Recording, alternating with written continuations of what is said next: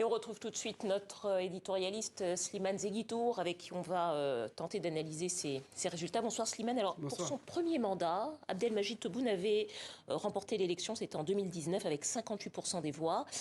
Est-ce que donc, avec quasiment 95% des voix, il faut considérer que ces résultats sont un plébiscite pour le chef de l'État sortant? Pour l'heure, il est encore trop tôt de savoir quels sont les tenants et aboutissants de ces chiffres. Néanmoins, on peut dire que dans les zones rurales, que le gouvernement qualifie de zones d'ombre, en arabe zone d'ombre, qu'on peut dire les zones délaissées jusqu'ici, c'est-à-dire le Grand Sud et certaines zones rurales. Il y a eu un effort sous son mandat d'amener le gaz de ville, de creuser des tunnels, de faire des routes, d'apporter de l'eau. Il est fort possible que sa popularité dans ces régions-là et dans d'autres ait pu augmenter. Il y a indéniablement une popularité pour tous ces travaux que la télévision d'État met en scène rituellement et tous les jours, pratiquement tous les jours, on voit l'inauguration d'une route, l'avancée d'une autoroute, le creusement d'un tunnel. Ça, c'est possible. Néanmoins, 94%, ça renvoie aux vieilles époques des années 70, 80, où ces chiffres-là étaient ceux de l'Europe de l'Est. Donc, ça reste. Donc c'est un chiffre crédible à votre avis, ou vous émettez des doutes là-dessus? Oui, on peut émettre des doutes sur le 94 et quelques pourcents. En principe, je pense qu'une majorité de 65% est déjà légalement suffisante pour avoir les coudées franches et faire la politique qu'on veut. On le voit dans les démocraties européennes, où des chefs d'État sont élus avec à peine un peu plus de 50%. Donc 94%, ça paraît comme un chiffre énorme dans un pays où, malgré le fait qu'il y a une stabilité, qu'il y a une redistribution de la richesse nationale à grande échelle, la plupart des produits sont subventionnés, le lait, la semoule, l'électricité, l'eau. Néanmoins, il y a quand même des mécontentements.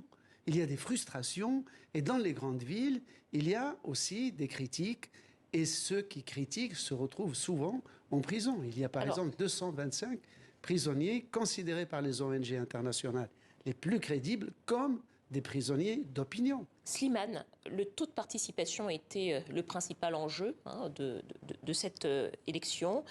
L'agence électorale n'a pas fourni de nouveaux chiffres sur la participation. Pourquoi, à votre avis? On a un chiffre, le dernier chiffre annoncé, c'est un taux moyen de 48% à la fermeture des bureaux samedi à 20h. Et depuis là, pas de chiffres plus récents.